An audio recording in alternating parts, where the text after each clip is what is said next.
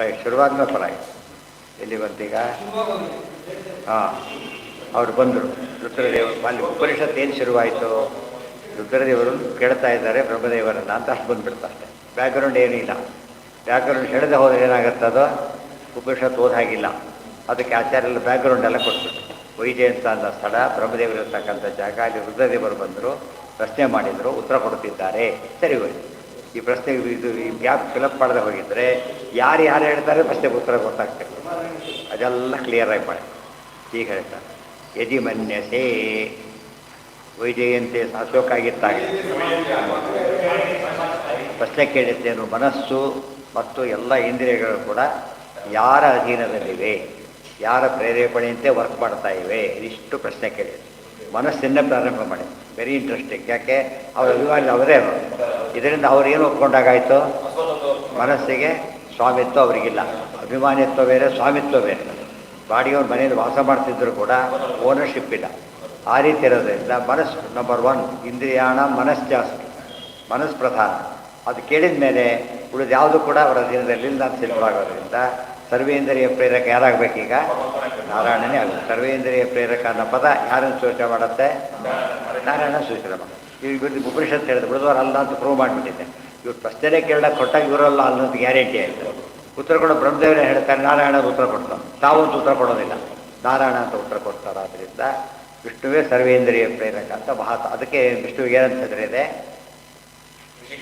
ಋಷಿಕೇಶ. ಋಷಿಕ ಅಂದ್ರೇನು? ಇಂದ್ರಿಯಗಳು.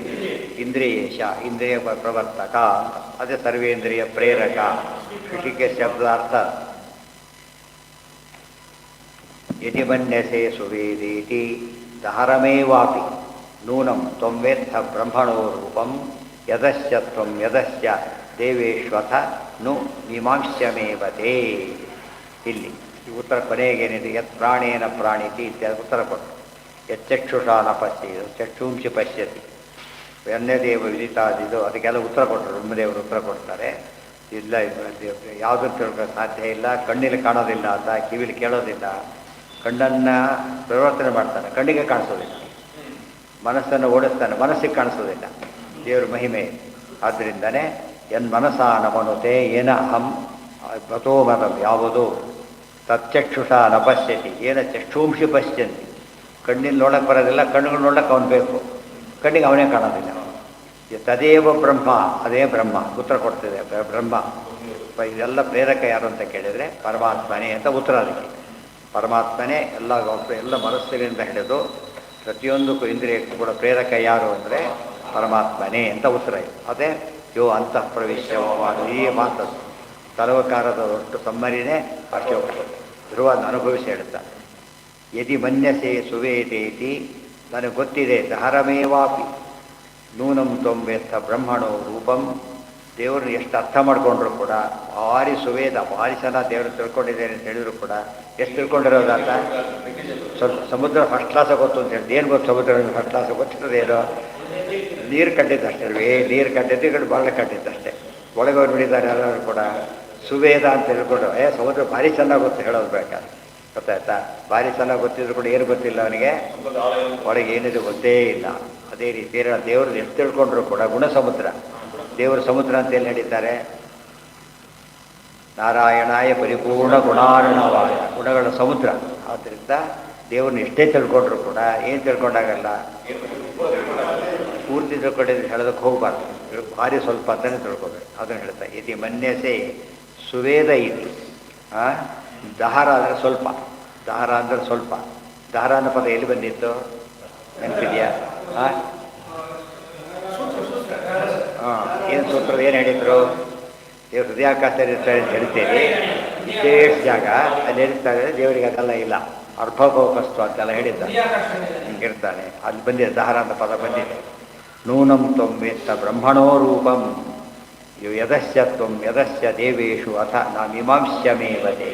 ಇಷ್ಟು ತಿಳ್ಕೊಂಡ್ರು ಕೂಡ ಪರಮಾತ್ಮನ ತಿಳ್ಕೊಬೇಕಂತ ಬೇಕಾಷ್ಟು ತಿಳ್ಕೊಂಡಿದೆ. ಪರಮಾತ್ಮನ ತಿಳ್ಕೊಂಡಿದ್ದೇವೆ. ತಿಳ್ಕೊಂಡವರು ಕೂಡ ತಿಳ್ಕೊಬೇಕಾದ ಎಷ್ಟಿದೆ ಅಂತ ಕೇಳಿದರೆ ತಿಳ್ಕೊಂಡಿದ್ದೇ ಸ್ವಲ್ಪ, ತಿಳ್ಬೇಕಾದ ತುಂಬ ಜಾಸ್ತಿ ಅಂತಿದೆ. ಮನ್ನೇ ವಿದಿತಂ ನಾಹ ಮನ್ನೇ ಸುವೇದೇತಿ ನೋನ ವೇದೇತಿ ವೇದ ಚ ಯೋನಸ್ತದ್ವೇದ ತದ್ವೇದ ನೋನ ವೇದೇತಿ ವೇದ ಚ. ಒಗಟಿದು ಒಂದು ಮನ್ಯೇ ವಿದಿತಂ ನ ಅಹಂ ಅನ್ನೇ ಸುವೇದ ಇತಿ. ಎಷ್ಟೇ ತಿಳ್ಕೊಂಡ್ರೆ ಸರಿಯಾಗಿ ತಿಳ್ಕೊಂಡಿಲ್ಲ ಅಂತ ಯಾರು ಹೇಳ್ತಾರಲ್ಲ ಅವರು ತಿಳ್ಕೊಂಡು ನೋ ವೇದ ನವೇದೇತಿ ವೇದ ಚ, ನನಗೆ ಗೊತ್ತಿಲ್ಲ. ಯೋನಸ್ತದ್ವೇದ ತದ್ವೇದ, ನಮ್ಮನ್ನೆಲ್ಲ ಯಾರು ತಿಳ್ಕೊಂಡಿದ್ದಾರಲ್ಲ ಅವನಿಗೆ ಆ ವಿಷಯ ಗೊತ್ತೇ ಹೊರತು ನಮಗೆ ಆ ವಿಷಯ ಗೊತ್ತಿಲ್ಲ.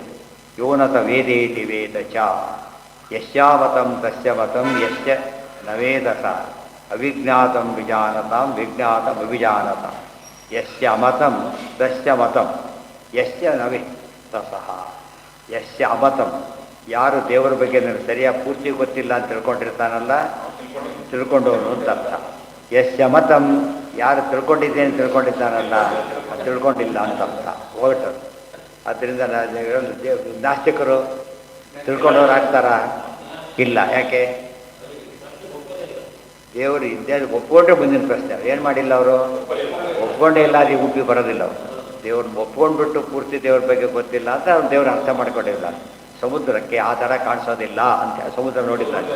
ಫಸ್ಟ್ 4 ಥರ ತೋರಿಸ್ಬಿಡ್ತೇನೆ ಅಂದರೆ ಸಮುದ್ರ ಕೆರೆ ಆಗುತ್ತೆ, ಸಮುದ್ರ ಆಗೋದಿಲ್ಲ. ಅದು ನಮಗೆ ಗೊತ್ತಿರಬೇಕು. ಹೋಗಟ್ಟದು ಮುಂಡಿಗೆ ಅಂತಾರಲ್ಲ ಹಾಗೆ. ಗೊತ್ತಿಲ್ಲದವನಿಗೆ ಗೊತ್ತಿದೆ, ಗೊತ್ತಿದ್ದವ್ರಿಗೆ ಗೊತ್ತಿಲ್ಲ ಅಂತ ಹೇಳಿದರೆ ಗೊತ್ತಿಲ್ಲದವನು ನಾವು ಗೊತ್ತಿಲ್ಲ ಅಂದರೆ ಅವಾಗ ಗ್ರೇಟ್ ಅಂತ ಆಗಿಬಿಡ್ತದೆ. ಹಾಗಲ್ಲ, ದೇವ್ರ ಬಗ್ಗೆ ಗೊತ್ತಿಲ್ಲ ಅಂತ ತಿಳ್ಕೊಳ್ಳೋದೇ ಗೊತ್ತಿರುವಿಕೆ.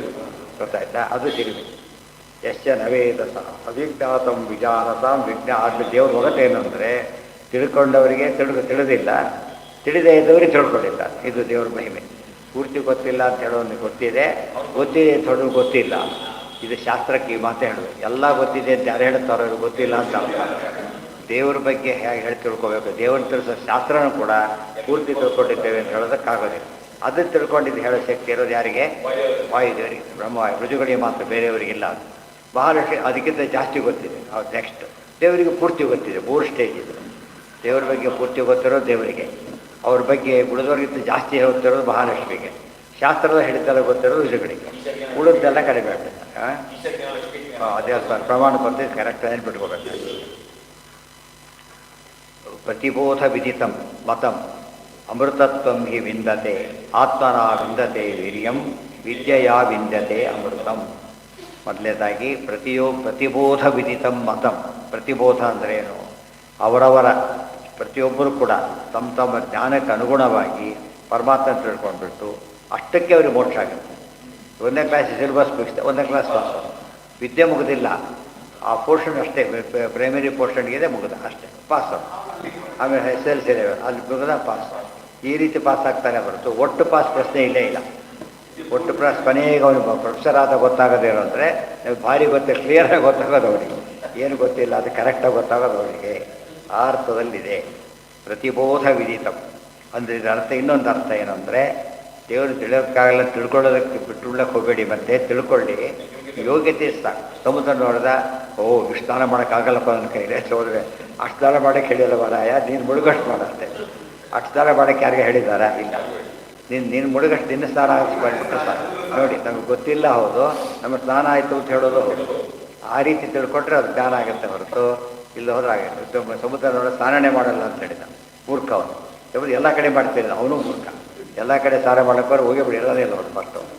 ಏನು ಸ್ನಾನ ಮಾಡದೇ ಇರೋದು, ಎಲ್ಲ ಸ್ನಾನ ಮಾಡೋದು. ಹೇಗೆ ನೋಡೋದಕ್ಕೆ ಏನು ಅನಿಸುತ್ತೋ ಹಾಗೆ ನಾವು ದೇವ್ರ ಬಗ್ಗೆ ತಿಳಿಲೇಬೇಕು. ನಮ್ಮ ಯೋಗ್ಯತೆ ಪೂರ್ಣ ತಿಳಿಬೇಕು, ನಮ್ಮ ಯೋಗ್ಯತೆ ಪೂರ್ಣ ತಿಳಿಬೇಕು. ನಾವು ಊಟ ನಮ್ಮ ಹೊಟ್ಟೆ ತುಂಬ ಊಟ ಮಾಡ್ತೇವೆ, ನಮ್ಮ ಬೇಕಷ್ಟು ಅಡಿಗೆ ಉಳಿದಿದೆ ಅಲ್ಲಿ, ಎಲ್ಲ ತಿನ್ನೋಕ್ಕಾಗೋದಿಲ್ಲ. ಎಲ್ಲ ನೋಡ್ತಾ ಇಷ್ಟು ಹಾಕ್ತಿಲ್ಲ, ಎಲ್ಲ ತಿನ್ಬೇಡ, ಹೊಟ್ಟೆ ಮೇಲೆ ತಿಳ್ಕೊಂಡು ಹೋಗ್ತಾರಲ್ಲ ಹಾಗೆ. ಹೊಟ್ಟೆ ಹಿಡಿದಷ್ಟು ಹಾಕ್ತಿಂತ ತಲೆ ಹಿಡಿದಷ್ಟು ತಿಳ್ಕೊಂಡು ದೇವ್ರ ಬಗ್ಗೆ ತಿಳ್ಕೊಳ್ಳೇಬೇಕು. ಇಹಚೇದವೇರಿ ಇಲ್ಲ ರೀ, ತಿಳಿಲಾರ್ದವ್ರ ಬಗ್ಗೆ ಯಾಕೆ ತಿಳ್ಕೊಬೇಕು ಅಂದರೆ ಭಾರಿ ಡೇಂಜರ್. ಇಹಚೇದವೇದೀತ್ ಅಥ ಸತ್ಯಮಸ್ತಿ ನಚೇದಿಹಾವೇದೀತ್ ಭಾತಿ ವಿನಷ್ಟಿ. ಇಷ್ಟೇ ತಿಳ್ಕೊಂಡ್ರು ನಮ್ಮ ಯೋಗ್ಯತೆ ಇರೋ ಸರಿಯಾಗಿ ಏನು ತಿಳ್ಕೊಂಡ್ಬಿಟ್ರೆ ಬೇಕಾಡ್ ಸತ್ಯಮಸ್ತಿ, ಮೋಕ್ಷ ಸಿಗುತ್ತೆ ನಮಗೆ. ನಚೇದಿಹಾವತಿ ಅಷ್ಟು ತಿಳ್ಕೊಂಡು ಬಿಟ್ಬಿಟ್ರೆ ಏನಾಗುತ್ತಾಗ ಭಾತಿ ವಿನಷ್ಟಿ. ಇದು ಇಂಪಾರ್ಟೆಂಟ್. ದೇವ್ರ ಬಗ್ಗೆ ಯಾರಿಗೆ ಗೊತ್ತಿಲ್ಲ ಏನಾಗುತ್ತೆ ಅವ್ರಿಗೆ? ವಿದ್ಯೆ ಇಲ್ಲ, ಎಷ್ಟು ಲಾಸ್ ಆಯ್ತು ಅವನಿಗೀಗ? ವಿದ್ಯೆ ಗೊತ್ತಿದ್ದವನಿಗೆ ಏನು ಲಾಭ ಇತ್ತು ಅದೆಲ್ಲ ಮಿಸ್ ಮಾಡಿಕೊಂಡ. ಕಣ್ಣಿಲ್ಲ, ರೂಪಜ್ಞಾನ ಮಿಸ್ ಆಗಲಿಲ್ಲ, ಕಿವಿ ಇಲ್ಲ, ಶಬ್ದಜ್ಞಾನ ಮಿಸ್ ಆಯಿತು, ದೇವ್ರ ಬಗ್ಗೆ ಗೊತ್ತಿಲ್ಲ, ಎಲ್ಲ ಮಿಸ್ ಆದಾಗ. ಅದಕ್ಕೆ ಅಥಾತೋ ಬ್ರಹ್ಮ ಜಿಜ್ಞಾಸ. ಏನು ತಿಳ್ಕೊಳ್ಳಿ ಬಿಡಲಿ, ಏನು ತಿಳ್ಕೊಬೇಕು ನಾವು? ಇವತ್ತು ಇಂಡಿಯಾದೆಲ್ಲ ಫಸ್ಟ್ ಆಫ್ ಆಲ್ ಗೌರ್ಮೆಂಟ್ ಇದೆ, ಯಾರ್ಯಾರಿದೆ ಎಲ್ಲರಿಗೂ ಗೊತ್ತಿರಬೇಕು. ಪ್ರಧಾನಿ ಯಾರು ಅಷ್ಟು ಗೊತ್ತಿರಬೇಕು, ಕೊನೆ ಪಕ್ಷ. ಮುಖ್ಯಮಂತ್ರಿ ಯಾರು ಇಷ್ಟು ಗೊತ್ತು, ಎಲ್ಲರ ಹೆಸರು ಹೇಳೋಕೆ ಗೊತ್ತಿರಬೇಕಾಗಿಲ್ಲ. ಅವರವರಿಗೆ ಪೂರ್ತಿ ಗೊತ್ತಿರಬೇಕಾಗಿಲ್ಲ, ಬೇಕಾದರೆ ತಮಗೆ ಗೊತ್ತಿದ್ರೆ ಸಾಕು. ಅದು ಇದು ಮಾತ್ರ ಎಲ್ಲರಿಗೂ ಗೊತ್ತಿರಬೇಕು, ಯಾರಿಗೆ ಯಾವುದು ಮುಖ್ಯಸ್ಥ ಯಾರು. ಆ ರೀತಿ ದೇಶದ ರಾಜ್ಯದ ಮುಖ್ಯಮಂತ್ರಿ ಗೊತ್ತಾದರೆ ರಾಜ್ಯದ ಪರಿಚಯ ಇದೆ ಅಂತ ಆಯಿತು. ಪ್ರಧಾನಿ ಗೊತ್ತಾದ್ರೆ ದೇಶ ಪರಿಚಯ ಇದೆ, ಅದಕ್ಕೆ ವಿಶ್ವದ ಪರಿಚಯ ಇದೆ ಅಂತ ಆಗಬೇಕಾದ್ರೆ ಉಳಿದೆಲ್ಲ ತಿಳ್ಕೊಂಡಿದ್ದಾರೆ, ಮುಖ್ಯಮಂತ್ರಿಗಳು ಗೊತ್ತಿಲ್ಲ, ನಾಳೆ ಸರಿಯಲ್ಲ. ಆ ರೀತಿಯಲ್ಲಿ ಯಯತೇದವೇದಿ ತದ ಸತ್ಯಮಸ್ತಿ ನಚೇದಿಹಾದೀತ್ ಮಹತೀ ವಿನಷ್ಟಿ ಭೂತೇಷು ಭೂತೇಷು ವಿಚಿಂತ್ಯ ಧೀರಾ ಪ್ರೇತ್ಯಾಸ್ಮಾನ್ ಲೋಕಾತ್ ಅಮೃತಾ ಭವನ್. ದೇವರನ್ನು ಏನು ಮಾಡ್ಬೇಕು ನಾವೀಗ? ಎಲ್ಲ ಕಡೆ ನೋಡಬೇಕು, ಎಲ್ಲ ಪ್ರಾಣಿಗಳ ದೇವರು ನೋಡಬೇಕು. ಅದೇ ವಿದ್ಯಾವಿನಯ ಸಂಪನ್ನೆ ಬ್ರಾಹ್ಮಣೀಯ ಕವಿಹಸ್ತಿ ಈ ಶ್ಲೋಕ.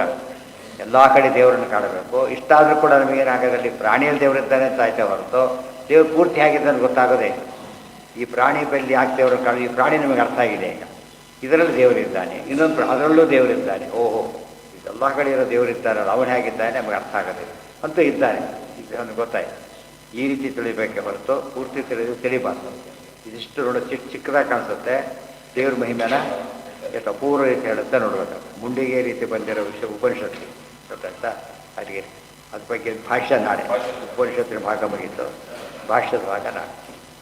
ಸರ್ವೇಂದ್ರಿಯ ಪ್ರೇರಕೇಣ ಶ್ರೀ ಪ್ರಾಣಪತಿ ನೀರಿತ ಯದವೋಚಮಹಂ ತೇನ ಪ್ರಿಯತಾಂ